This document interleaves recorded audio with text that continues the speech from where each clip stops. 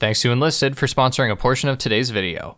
Modern Warfare 3 is the worst rated Call of Duty in the franchise's history, and if you take any look at the discourse surrounding it, you'll see why. All of the maps are reused, the campaign is short, poorly designed, and boring. Zombies is just Warzone with an undead coat of paint, and you'd be hard-pressed to find any discussion, no sentence, discussing MW3 that doesn't include the phrase $70 DLC. But there's more to this equation, because Treyarch has touted Modern Warfare 3 as having a higher engagement than both Modern Warfare 1 and 2 combined. Further, their take on zombies has been the most successful third mode in Modern Warfare history. Finally, while the campaign is awful, it only makes up so much of the player base. Trophy data from many of the Call of Duty games showcase that more players on average are reaching the max level of multiplayer than players finishing the campaign. There's a clear disconnect between people talking about the game online and the wider player base, and I want to figure out why, in spite of it all, Modern Warfare 3 sold. I need to make something clear before going forward, and that is that if we are talking ethics, Modern Warfare 3 is an abhorrent example of Activision prioritizing a yearly release over not just the quality of the product, but the quality of life for those working on the game. Developers have gone on record about how hard they were crunched, and truthfully, I think Sledgehammer should win an award for putting this together in the time that they did. It's impressive, but the fact they had to is utter horseshit. I also want to make it clear that I won't be arguing for or against the price tag. As much as I could try, the point of this video isn't to review the game, it's to explain why, in spite of such poor reviews, it's doing so well. In order to break this down, I'll need to cover a few topics. 1. Enragement and engagement. 2. Content versus mechanics. 3. Reviews. And 4. My own little biased take on why people still bought the game. Ready? Let's piss some people off. Part 1. Engagement and enragement. The first order of business is defining what modern Call of Duty is, and what modern internet discourse is. Call of Duty has been around for a while, and while it has changed a lot over the years, it's hard to believe that we had almost half a decade of futuristic exosuit games, and it's hard to believe that despite Call of Duty being an easy target for picking on popular AAA titles, something I admittedly do a lot, the games still sell like hotcakes, every single year. Things that are popular tend to be hated more than niche interests, not simply because they are popular, but because they reach a wider audience. In COD's case, they have an issue where their fanbase is split, and this is especially noticeable after the aforementioned exosuit games. The introduction of exosuits was a fundamental change for the mechanics of Call of Duty because now we had movement, and some people, regrettably myself included, like movement. You'll remember a phrase from that time period being thrown around, and that's boots on the ground. Boots on the ground. Boots on the ground. Boots on the ground. Boots on the ground. Boots on the ground! Many fans wanted a return to form and a return to realism, but I think many players and those calling for said return to realism just wanted a return to their childhood. What is the best COD game? Chances are you said something you happen to have played as a kid. I know I did. This sentiment, once shared in online discourse, would eventually be picked up by the dev teams, and it shaped the current Call of Duty landscape. In any new release, there would be a series of new maps and a few returning maps, and wouldn't you know it, those are some of the most popular. Call of Duty has no open data to support this, but anecdotally, think about how many times Nuketown has returned, and then ask yourself how many times you voted to skip Nuketown. If you're like me, the answer was never. I think this desire to return to the past is what inspired the Modern Warfare reboot, but Call of Duty was not ready to completely abandon their exosuit endeavors, and with this new Modern Warfare came new movement, which furthered the divide between players. So now we have two sides, people who like the old Call of Duty, a series that not through artistic vision but through hardware restrictions created games that due to technical achievement alone were seen as realistic, and then there's people who want a Call of Duty that is faster, more arcade-like. Furthermore, within this divide there are people who play it like a tactical shooter. Then there are those that the internet refers to as movement kids who enjoy using every piece of tech possible to get an edge. Slide canceling is just the beginning, and the real irony with movement kids is that despite Call of Duty going back to boots on the ground, these people jump around so much that their boots are in the air more than ever. Furthering this divide is the arguments people use to justify their desires for a return to form. For example, one of the most common complaints is that Call of Duty lost its realism. Let me make this clear. Just because Call of Duty looked realistic does not mean it was.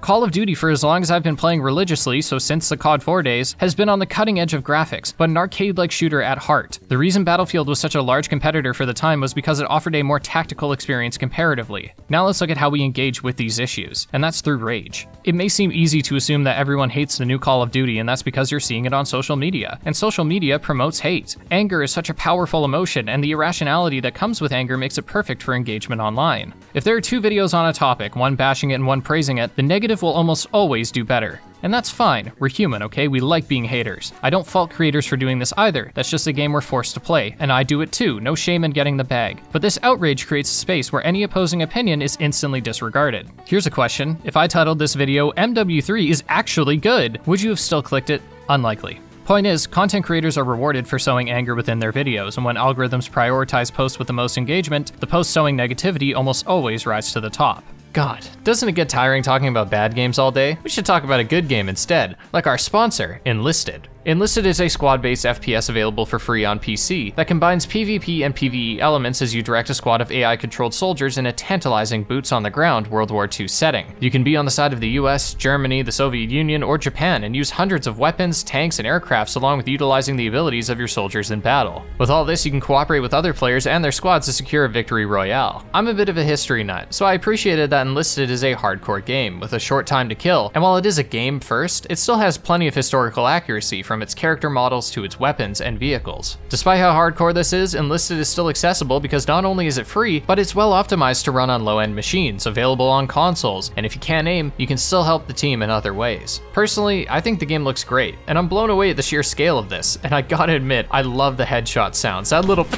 is amazing. I love a good FPS game, and with a few friends, this is a really good time. So if you guys want to try the game, you can do so for free on PC, PlayStation, or Xbox, but if you're new on PC, then you can get a bonus pack containing 4,000 silver and 3 days of premium. But this is for a limited time only, so play Enlisted today by clicking the link in the description or the pinned comment, and thank you to Enlisted for sponsoring this portion of the video.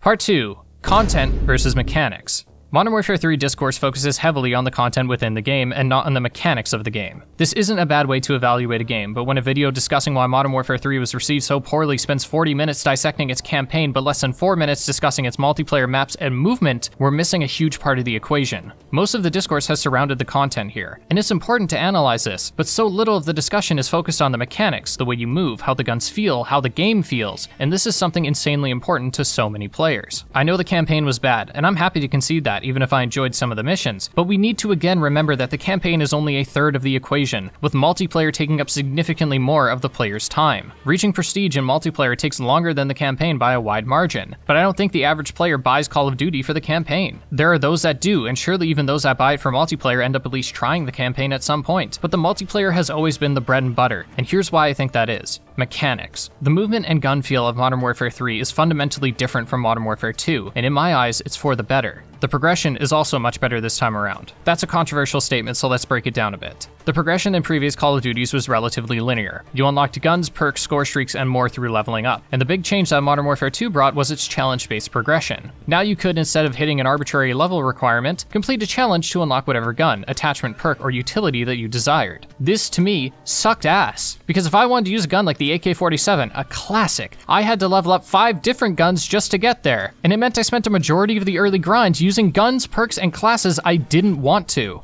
Modern Warfare 3 makes significant changes to this by keeping both the challenges in place, but putting every single unlockable behind daily challenges as well. At first, this sucks. Now I have to get 3 Claymore kills before I can unlock a gun? What if I don't have the Claymore unlocked? Well, every one match counts as a daily objective completion, meaning if you completed challenges alongside winning the game, you can unlock multiple attachments, guns, and more per game. You can also prioritize what you unlock with your challenges too, meaning if I want to use a specific gun, attachment, perk, or whatever, I can do so faster here than ever before. I've seen people call this system scummy because it's forcing you to play every day like a mobile game, but do you guys not remember in Modern Warfare 2019 when every gun had 60 levels and all the best attachments were at the end of its progression? Instead of 15 minutes a day, I'm working 8-hour shifts to keep up with whatever the meta is. The point is, I like this system more, and progression is such an important part of the multiplayer that I feel is almost always overlooked. Now let's talk movement and gun feel. Movement has been a point of contention for players because at its most extreme, it is a bit ridiculous. Slide canceling and looking goofy is fine, but in terms of Warzone, there is utility in it. As originally, it reset your tactical sprint speed, making crossing larger gaps of Verdansk more manageable. This feature was removed in Modern Warfare 2, and that was because Modern Warfare 2 aimed to take the series in a more realistic direction. Now, movement was more limited. The guns were borderline sucker punching you with each bullet, and to many, myself included, it just felt like a step backwards. MW3 has returned the faster movement, slide canceling, and guns now strike a good balance between having realistic recoil, but not so much as to impact the player's visibility after firing the first shot. I don't care if it's realistic. Even in efforts for realism, we need to draw the line somewhere, okay? Like, I don't care if going deaf from constantly firing an LMG is realistic. That's not fun. Something Modern Warfare 3 also brought was fast mantling and climbing. This makes Modern Warfare 3 the first, in my eyes, perfect marriage between the boots on the ground playstyle and the newfound speed and verticality introduced by the exosuits. Again, it isn't realistic. Call of Duty to me has never been at the forefront of realistic mechanics. Graphics? Yeah, and the games still look great, but mechanically, games like Counter-Strike and Battlefield have been my go-to when it comes to more realistic shooting. But this is only one side of the discussion, as the other side is being strangely ignored too. The reason it's strange is because with the YouTubers making these hit pieces on the game, you think they would go for the multiplayer's low-hanging fruit, like issues with balance, aim assist, and cheating. Maybe they didn't play the multiplayer enough to notice these issues, and they focused too much of their efforts on breaking down the campaign, the issues of which are significantly easier to spot and shit on. Now I need to clarify, many of the multiplayer reviews are valid, and I don't think reaching max level or getting all the camos is a requisite for understanding the strengths and weaknesses with the multiplayer. But motherfucker, I have been in the trenches over the last few weeks, okay? I have grinded on shipment, I have grinded on meat, wait, I have done all the camos, I bought the Sergeant Sprinkles bundle, okay, let's not talk about that, and I've seen men be reduced to children throwing tantrums over this game. There's a whole team sitting in a corner! I love the fucking... Okay, dude. God, it's just people sitting in the buildings! I need the three of you using the grenade launchers over there to make a suicide pact, please.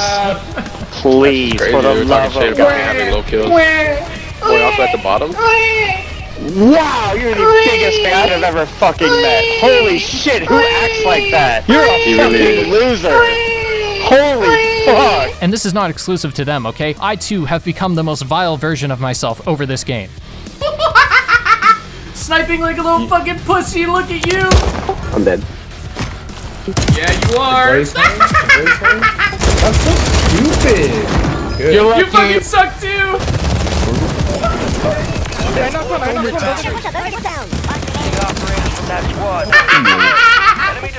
So, I feel like I know as well as the next guy what the issues with multiplayer are. First and foremost is balance. Certain guns just decimate others, and despite having a multitude of attachments to choose from on each gun, each category will only have 2 or 3 options a player will consider. Then we can look at guns, all of which feel pretty good, but only a few are considered viable because the broken ones are beyond broken, and this is exacerbated in Warzone to a ridiculous degree. Balance patches take forever to come out, and if a gun is broken, typically it takes multiple patches for it to be fixed. Cheating is a common occurrence, and while Ricochet, the anti-cheat, has been effective in reducing the number of cheaters, it is still common enough that I run into at least one a day. But you'd think someone was cheating if you saw how aim assist functions. Aim assist in this game is borderline aimbot, and this is coming from a lifelong controller player. Granted, there's a lot of ego surrounding this discussion, as nobody wants to feel as though the only reason they win is because of training wheels on their controller, but anecdotally, I played on controller in Modern Warfare 2019, and because I felt that keyboard and mouse was better, I swapped to it and started consistently winning more games once I adjusted. Now, after 4 years of using nothing but keyboard and mouse for every FPS game I play, I have swapped back to controller because aim assist is that good. I had to sweat my ass off to get a win on keyboard and mouse, but since swapping to controller, I, with significantly less effort, win way more games. Aim assist should not be removed, but it needs to be reworked because the 2 input modes are not on equal playing field. We'll never be able to keep a perfect balance, but we've been closer in previous entries, and that's what matters. With all of that said, multiplayer is still a damn fun time. And this is the first game in years where I've done the camo grind just because I enjoyed the core gameplay. There are other issues that I would place under the content category, like the bundles in the store being overpriced or the Black Cell Battle Pass that costs $40, but those are nothing compared to the fact that this is a Modern Warfare 3 remake with no Modern Warfare 3 maps. Couple this with the admittedly great choice to have all Modern Warfare 2 guns and operators carry over to this game, and we have a sentiment that this is what Modern Warfare 2 should have been from the start. And had this been called something like MW2 Plus or MW 2.0, I think the reception to this would have been much better. Part 3, reviews.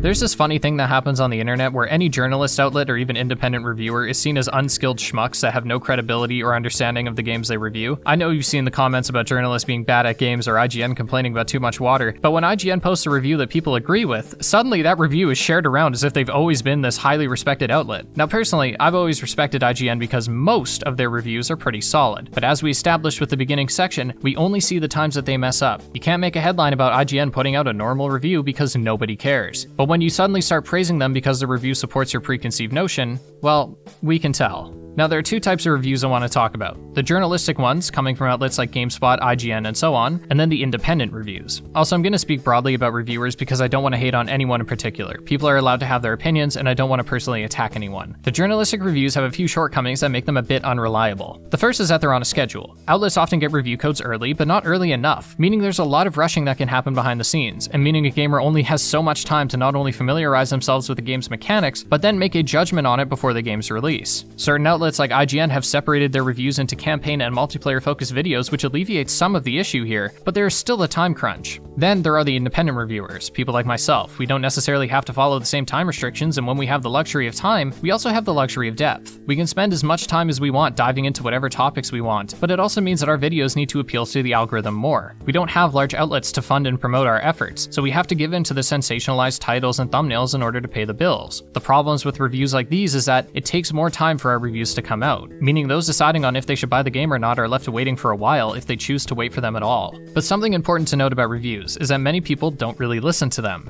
Personally, when I watch a review, I listen to what the reviewer is saying, sort of, but I'm mostly there to see the footage of the game so I can decide for myself if it's what I want. Something to also note specifically for Call of Duty is the open beta, which is essentially a demo for the game. And for MW3, the open beta is what convinced me to buy the game once it went on sale. The last issue with the reviews of COD is that they end up reviewing the games as a product. Now that sounds insane, and that's because it is. Obviously, this game should be reviewed as a product, and it's good the reviews are doing so. But what gets lost when looking at COD as a product is that many aren't buying it for that. They buy it for the experience. When all your friends are playing the new COD game, you will too. And when said COD game functions well, which I believe MW3 does, in spite of how little new it provides, you're more likely to crack. This is where I fall. I know that the added content in MW3 is minimal. I know that its campaign is ass. I know that all the maps are rehashed. But when I see a COD game with good movement, good progression, good even if old maps, especially compared to the abysmal maps of MW2, and my friends are all playing it, I end up being sold. I know that this is likely the case for others as well, because as mentioned with the trophy data, more people are prestige in multiplayer than they are finishing a campaign, and that goes for the games that many would say have good or great campaigns too. Part 4, why it sold in spite of it all.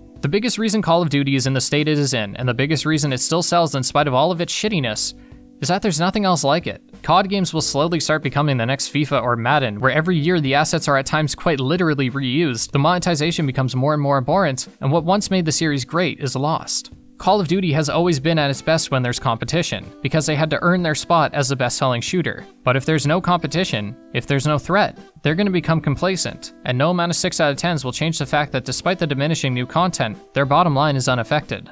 I want to acknowledge that the post-launch support for Call of Duty is improving, and the free content updates are great, and it's clear that the devs care, but the suits don't. And when the devs are forced to work under so much pressure and with so little time, and when they're typically the ones to receive the backlash on websites like Twitter, nobody wins. MW3 is a good game, but it's not a new game, and so its $90 price tag feels unearned. If it was $40 and a DLC, again, I think it could have been received better. And the only reason I think it's so good is because I thought MW2 was mechanically terrible. So what's the solution? I don't know. We have to speak with our wallets, but we aren't the target audience. The people that play and more importantly analyze the campaigns are disgustingly in the minority, myself included. And it doesn't matter if a video calling the game bad gets millions of views because the average COD player is buying it simply because it's the new COD, and because they just don't care. And most tragically, it's still fun.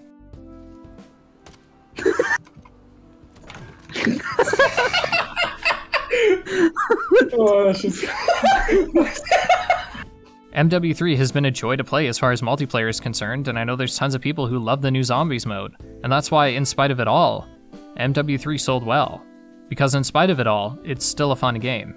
I know that admitting that isn't the best look for me, but it's true. This is fun as hell, even if I do detest what the series has become. Thank you again to Enlisted for sponsoring a portion of today's video, and make sure to download the game today for free on PC, Xbox, or PlayStation using the link in the description or the pinned comment. Don't forget also that for a limited time only, new players on PC will get a bonus of 4,000 silver and 3 days of premium when signing up. Thank you again to our patrons and channel members for supporting the channel, and take care.